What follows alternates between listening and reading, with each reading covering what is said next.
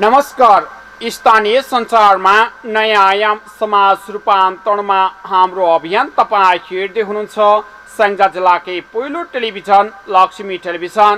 हामीलाई विश्वको जुनसुकै ठाउँबाट पनि www.laxmitv.com लगइन गरेर अर्थात् नेट टिभी एप्सबाट पनि हेर्न अनि सुन्न सक्नुहुनेछ। समाचारमा स्वागत छ। म टीकाराम अधिकारी। राष्ट्रपति विद्यादेवी भण्डारले संघीय संसदको दुवै सदनको बैठकबाट पारित भएका दुवै विधेयकहरूलाई प्रमाणीकरण गर्नुभएको छ। नेपाल इन्जिनियरिङ परिषद ऐन 2055लाई संशोधन गर्न बनेको विधेयक तथा ज्येष्ठ नागरिक सम्बन्धी ऐन 2063लाई संशोधन गर्न बनेको विधेयकलाई राष्ट्रपति भण्डारले प्रमाणीकरण गरेको राष्ट्रपति कार्यालयले जनाएको छ। नेपालको संविधानको धारा 113 को उपधारा 2 बमोजिम राष्ट्रपतिले विधेयकहरूलाई प्रमाणीकरण गर्नुभएको हो।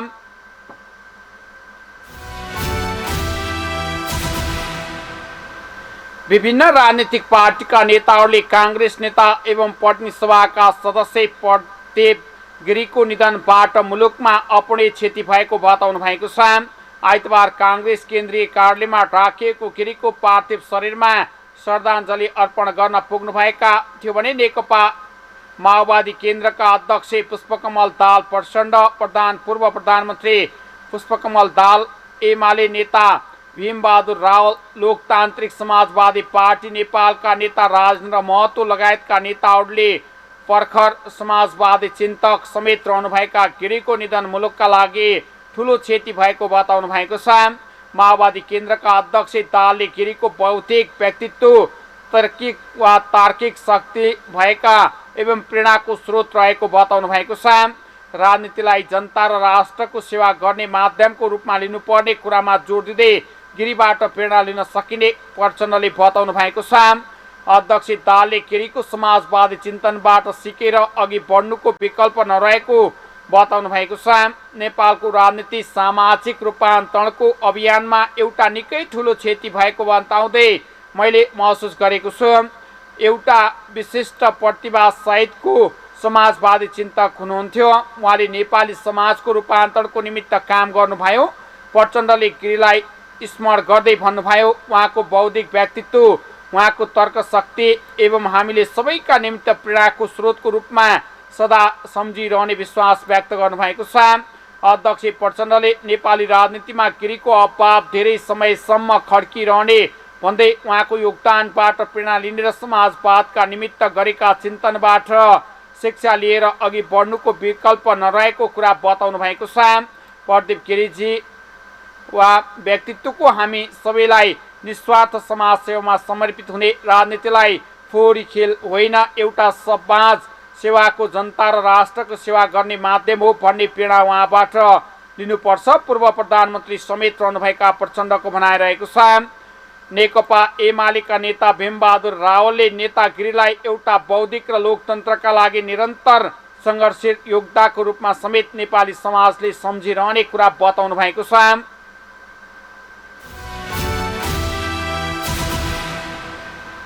शिक्षक सेवा आयोगले चालु आर्थिक वर्ष 2079-80 को पदपूर्ति सम्बन्धी वार्षिक कार्यतालिका सार्वजनिक गरेको छ।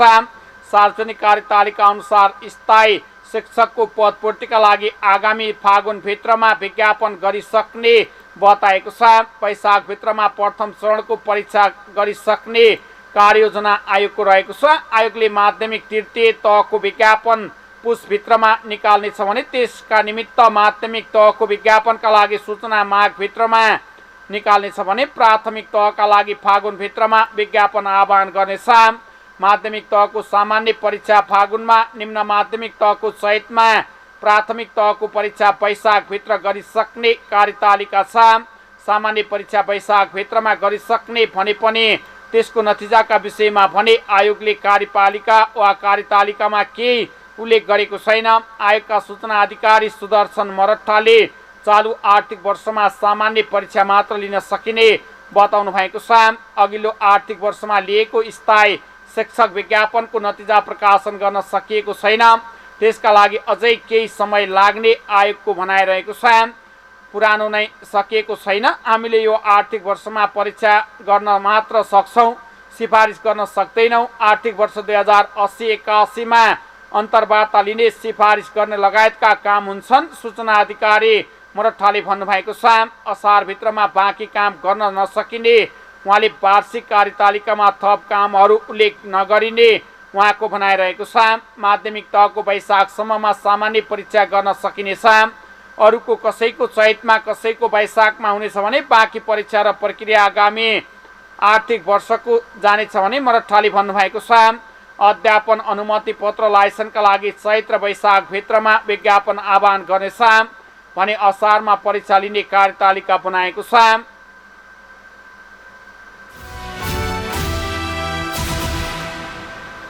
शिक्षा विज्ञान तथा प्रविधि मन्त्री देवेन्द्र पौडेलले सार्वजनिक विद्यालय सुधारको अभियान थालिएको बताउनु भएको छ।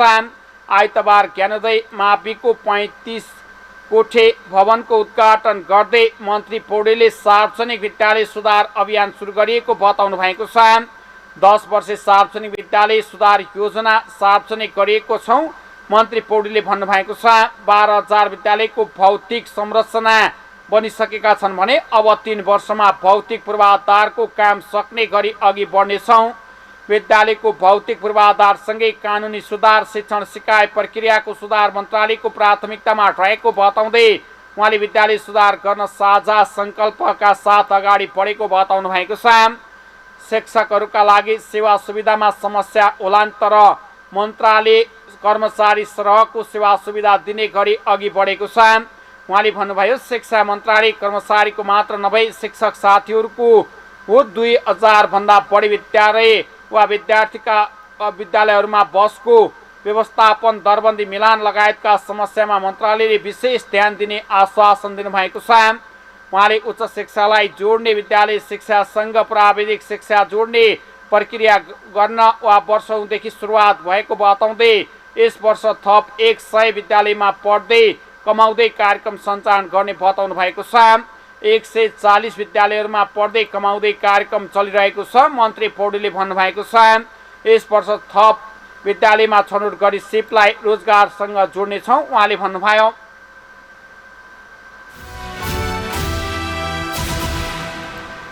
सर्वोच्च अदालतले आइतबार सुनाएको भनिएको कर्मचारी समायोजन सम्बन्धी मुद्दाको फैसला आगामी मङ्गलबार सुनाउने भएको छ।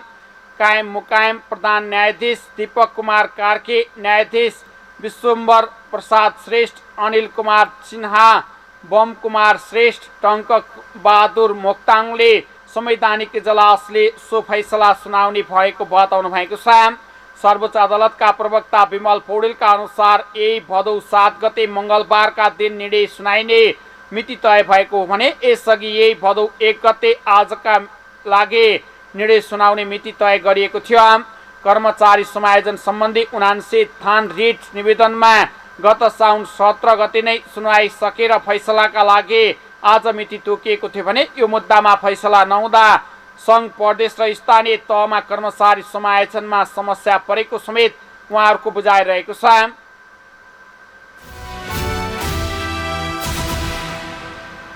सरकारले भन्सार छुटमा दशैं तिहारका लागि 50,000 मेट्रिक टन चिनी ल्याउने तयारी गरेको छ। पूर्ण सरकारी स्वामित्वको खाद्य व्यवस्था तथा व्यापार कम्पनी साल्ट ट्रेडिङ बिक्री गर्ने गरी भन्सार छुटमा उक्त परिणामको चिनी ल्याउन लागि उद्योग वाणिज्य तथा आपूर्ति मन्त्रालयले जनाएको छ। खाद्यान्नलाई 10,000 मेट्रिक टन र साल्टलाई 40,000 सहुलियतको चिनी ल्याउन लागि वाणिज्य मन्त्रालय स्रोतले जनाएको छ। यसका लागि अर्थसँग सम्बन्धित मागेर पत्राचार गरिएको छ। भारतले चिनी निर्यातमा प्रतिबन्ध लगाए पनि बजारमा अहिले चिनीको मूल्य प्रति किलो 110 रुपियाँसम्म पुगेको छ। भन्सार छुटमा चिनी ल्याएर चाडपर्वमा उपभोक्तालाई सहुलियतमा चिनी बिक्री गर्ने सस्तो प्रस्ताव ल्याएको मन्त्रालयले जनाएको छ। अहिले खाद्य र साल्ट दुवै कम्पनीसँग चिनी छैन।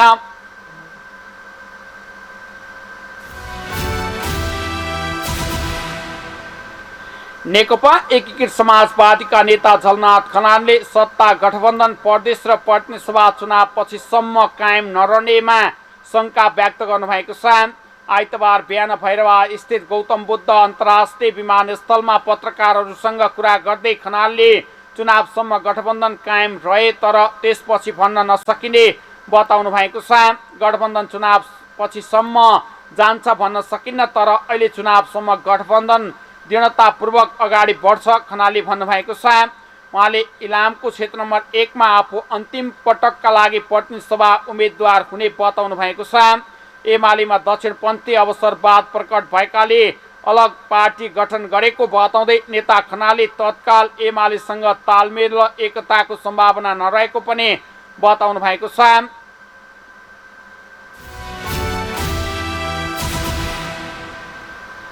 स्याङ्जाको कालीगण्डकी गाउँपालिकाका 3400 घरधुरीमा एक घर एक धारा जडान गरिएको छ। गाउँपालिकाले गण्डकी प्रदेश र सङ्घीय सरकारको साझेदारी तथा विभिन्न दात्री निकायको सहयोगमा खानेपानीको अभाव भएका घरहरूमा एक घर एक धारा जडान गर्ने कार्यलाई सम्पन्न गरेको छ।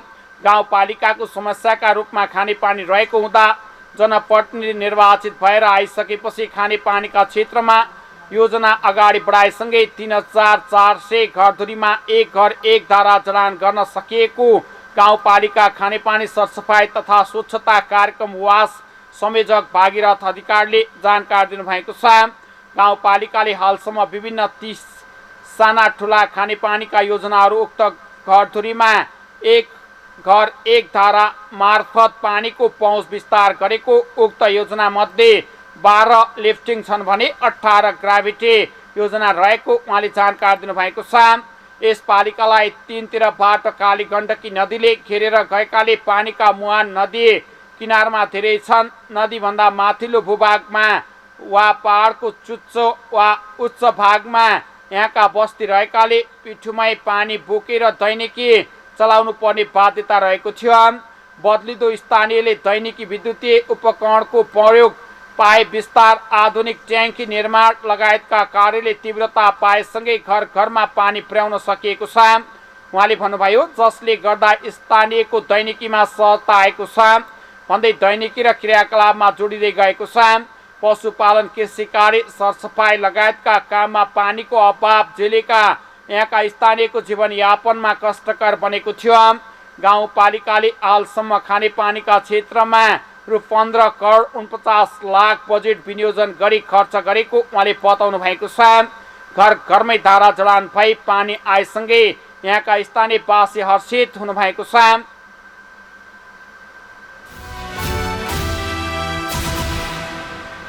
हिन्दू नारीहरूको मान चाड हरितालिका तीजको पावन अवसरमा तुलसी भन्ज्याङ सेवा समाज काठमाडौँद्वारा आयोजित तीज विशेष कार्यक्रम तथा जनप्रतिनिधिहरूलाई सम्मान गर्ने कार्यक्रम काठमाडौँ पालाचु 22 धारामा सम्पन्न भएको छ। कार्यक्रमको उद्घाटन गर्दै प्रमुख अतिथि कल्याङ नगरपालिका वडा नम्बर 11 का वडा अध्यक्ष दलबहादुर सिंहजालीले कल्याङ नगरपालिका वडा नम्बर 11 को विकास निर्माण अभियानमा जोड दिएको र स्वास्थ्य संस्थाको समेत निर्माण गरिएको सम्पर्क कार्डले चिमुवामा सञ्चालन गरेको सडक नाली बनाउने जस्ता रचनात्मक कार्यक्रम अगाडि बढाएको कुरामा जोड दिनुभएको छ। उहाँले आफ्नो चाडपर्वलाई परम्पराको रूपमा मनाउनु पर्ने र देखासेखी गर्न नहुने कुरामा जोड दिनुभएको छ। प्रयास साल यही हुनुहुन्छ उहाँकै वडामा उहाँकै पहलमा चाहिँ त्यहाँ पैसा पुगेको छ। पैसा जसले त्यहाँ पुर्याएको भए पनि हाम्रो वडाको विकास हुने हो। त्यसकारणले हाम्रो वडाको विकास हुने कुरामा हामीले गर्व गर्नुपर्छ। त्यहाँ 50 लाख रुपियाँ परेको छ। त्यस्तै हामीले आधारभूत स्वास्थ्य चौकी अत्यन्त मेहनतका साथ अत्यन्त कडा मेहनतका साथ हामीले चाहिँ जग्गा व्यवस्थापन गरेर हामीले 2 रोपनी जग्गा व्यवस्थापन गरेर हामीले एकाए बेलमै हामीले स्थापना गरेका छौँ। अहिले पहिलो राउन्डमा 30 लाख बजेट छुट्टिएको थियो। हामीले ढिलो भएको कारणले 10 लाख जतिको मात्रै काम गर्न सक्यौं। अब अरू थप पैसा चाहिँ हामीले मागिसकेका छौँ। हाम्रो चाहिँ अब केन्द्रमा कुरा भइसकेको छ। अब हामी भदौको 15 पछि हामीले निरन्तर काम गर्छौँ।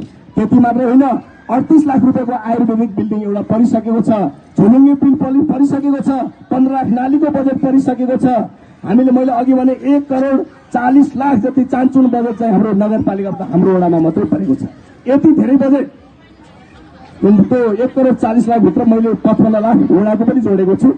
त्यस कारणले गर्दा यति धेरै बजेट पार्ने र त्यो बजेटलाई व्यवस्थापन गर्ने जिम्मा हाम्रो परेको छ। हामी भाग्यमानी वडाका रूपमा छौँ। त्यसकारणले अब हाम्रो जिम्मा भनेको यी सबै बजेटहरूलाई विधिमा ल्याएर समयमै कार्य सम्पादन सकेर हामीले त्यहाँ सफलता लिनु जरुरी छ। यस कारणले गर्दा आम आदरणीय बुवामा दाजुभाइ दिदीबहिनीहरू तपाईहरु यहाँ बस्नु भएको छ। कोही तपाईँहरू त्यहाँ जान मिल्ला, कोही न। अनौपचारिक कार्यक्रम अन्तर्गत समाजका उपाध्यक्ष रामप्रसाद पाठक तथा दर समिति सदस्य मथुरा भट्टराईले 30 को साङ्गीतिक प्रस्तुति प्रस्तुत गर्नुभएको थियो। कार्यक्रममा सहकारी विभागका उप रजिस्ट्रार टोलराज उपाध्याय, गल्याङ बहुमुखी क्याम्पसका प्राध्यापक नारायण प्रसाद गेवाली, वडा नम्बर 11 का वडा सदस्य मोहन ढुम्रे, समाजसेवी जगन्नाथ गेवाली लगायतले शुभकामना मन्तव्य व्यक्त गर्नुभएको थियो। कार्यक्रममा साबिक तुलसी भन्ज्याङ गाविसका पूर्व अध्यक्ष सूर्यप्रसाद डुम्रे, समाजसेवी गोपाल प्रसाद भट्टराई, जगन्नाथ गेवाली, ईश्वरी प्रसाद डुम्रे, जगन्नाथ गेवाली, छविलाल अधिकारीलाई समाजका अध्यक्ष युवराज अधिकारीले सम्मान पत्रले सम्मान गर्नुभएको थियो। कार्यक्रममा साबिक तुलसी भन्ज्याङ गाविस र हाल गल्याङ नगरपालिका वडा नम्बर 11 बाट विभिन्न पेसा व्यवसायमा आबद्ध दाजुभाइ दिदीबहिनी आमा बुवाहरूको उत्साहजनक उपस्थिति रहेको थियो।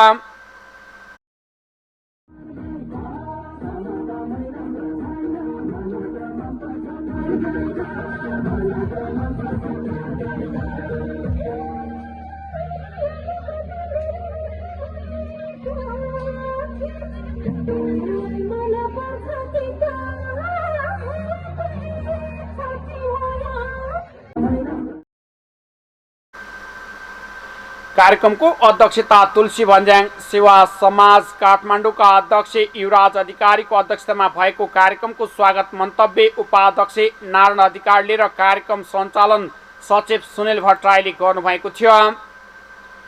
तपाईँ हेर्दै हुनुहुन्थ्यो लक्ष्मी टेलिभिजन। अर्को समाचारमा पुनः उपस्थित बाचा गर्दै अहिले भने समाचार 8 मिनेटबाट बिदा हुन चाहन्छौँ। तपाईँ भने हेर्दै गर्नुहोला लक्ष्मी टेलिभिजन। नमस्कार।